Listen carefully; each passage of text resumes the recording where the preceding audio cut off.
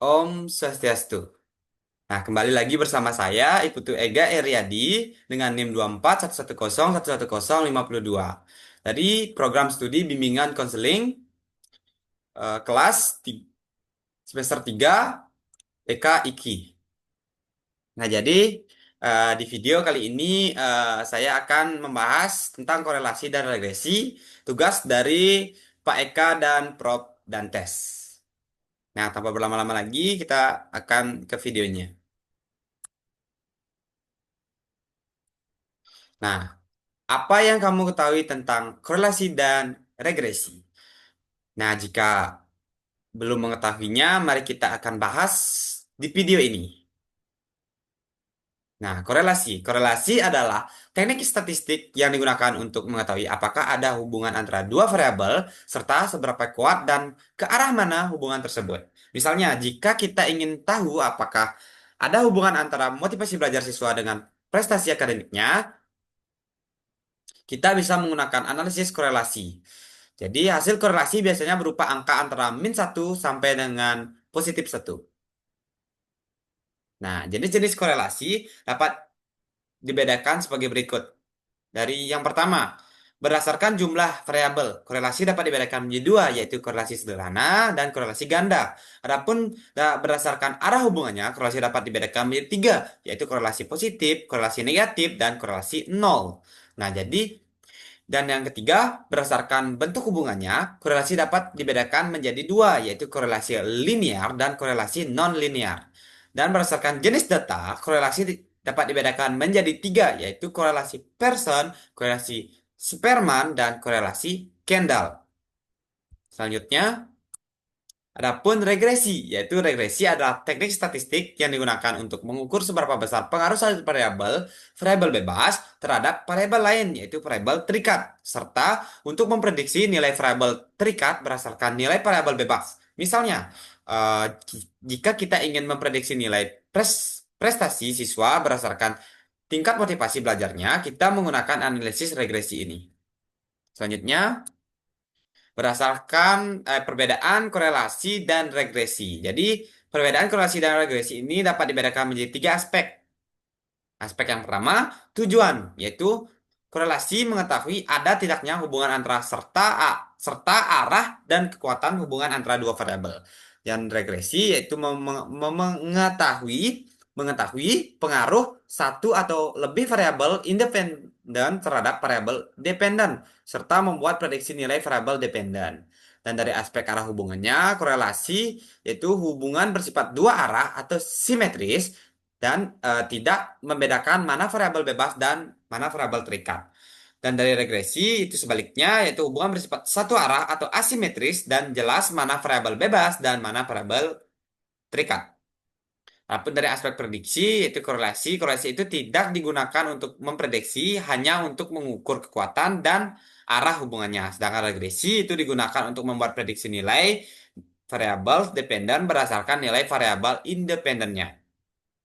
Selanjutnya, nah, kapan peneliti menggunakan korelasi? Jadi, peneliti menggunakan analisis korelasi ketika tujuan utamanya adalah untuk mengetahui apakah terdapat hubungan atau asosiasi antara dua variabel, serta seberapa kuat dan ke arah mana hubungan tersebut. Korelasi tidak membedakan mana variabel bebas dan terikat, dan tidak digunakan untuk memprediksi nilai satu variabel berdasarkan variabel lainnya. Dan kapan peneliti menggunakan regresi? Jadi peneliti menggunakan analisis regresi ketika ingin mengetahui pengaruh satu atau lebih variabel independen atau bebas terhadap variabel independen atau terikat, serta ingin memprediksi nilai variabel dependen berdasarkan nilai variabel independen. Jadi regresi menghasilkan model atau persamaan yang dapat digunakan untuk memprediksi. Selanjutnya, contoh penerapan dari korelasi. Jadi ada soal sebagai berikut. Seorang peneliti ingin mengetahui apakah terdapat hubungan antara tingkat kedisiplinan anak usia dini dengan prestasi belajar mereka. Adapun permasalahan sebagai berikut. X melambangkan skor kedisiplinan dan Y melambangkan skor prestasi belajarnya. Selanjutnya, nah dalam kondisi tersebut, Untuk mengetahui hubungan antara tingkat kedisiplinan anak usia dini dengan prestasi belajarnya, peneliti dapat menemukan hubungannya menggunakan rumus korelasi dengan metode produk momen atau korelasi Pearson. Jadi korelasi Pearson dirumuskan sebagai berikut. Jadi R sama dengan bla sekian. Selanjutnya, adapun saya menggunakan tabel pembantu untuk mempermudah saya melakukan penerapan korelasi sebagai berikut.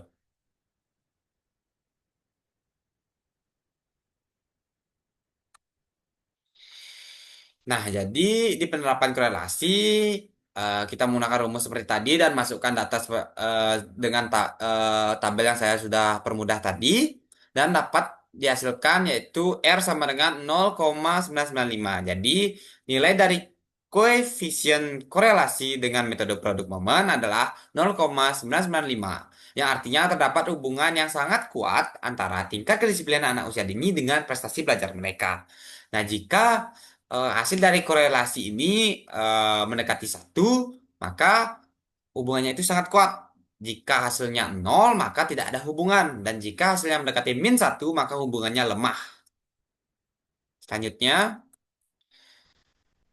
contoh penerapan regresi. Jadi, ada soal sebagai berikut adalah data sebagai berikut. Data jumlah jam belajarnya itu dilambangkan dengan X dan nilai uji tengah semesternya itu dilambangkan dengan Y.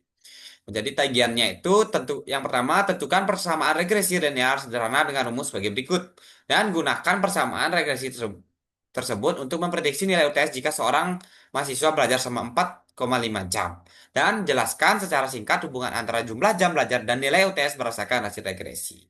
Selanjutnya, nah di contoh penerapan regresi juga saya menggunakan tabel pembantu sebagai berikut yang hampir mirip dengan uji sebelumnya. Nah, jadi ini contoh penerapan regresi. Untuk mempermudah penghitungan, kita akan menentukan A dan B-nya dulu.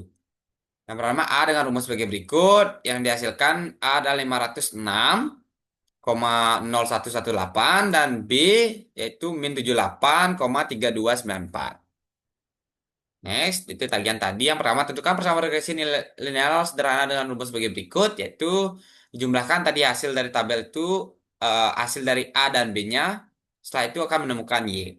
Dan untuk tagihan yang kedua, gunakan persamaan regresi tersebut untuk memprediksi nilai UTS jika seorang siswa mahasiswa belajar selama 4,5 jam. Jadi, dari penjumlahan hasil dari A dan B, itu dikali dengan jam belajar siswa. Itu akan menemukan Y. Untuk tagihan yang C, jelaskan secara singkat hubungan antara jumlah jam belajar dan nilai UTS berdasarkan hasil regresi. Nah, jadi hubungan dari hasil ini tidak ada hubungan karena tidak menentu prediksinya antara jam belajar yang tidak akurat. Selanjutnya, nah, jadi dari pemaparan saya tadi dan penjelasan saya di video-video tadi dan penerapan dari keduanya itu dapat saya ambil kesimpulan yaitu memahami jenis-jenis korelasi sangat penting agar peneliti dapat memilih teknik analisis yang paling sesuai dengan karakteristik data dan tujuan penelitian. Nah, pemilihan analisis yang tepat akan menghasilkan kesimpulan yang akurat dan relevan dan mari kita biasakan untuk selalu mempertimbangkan metode analisis yang digunakan karena langkah ini sangat menentukan kualitas dan manfaat hasil penelitian kita di masa depan. Nah, tak berasa sudah selesai penjelasan dari saya dan sampai jumpa di pertemuan selanjutnya. Bye bye.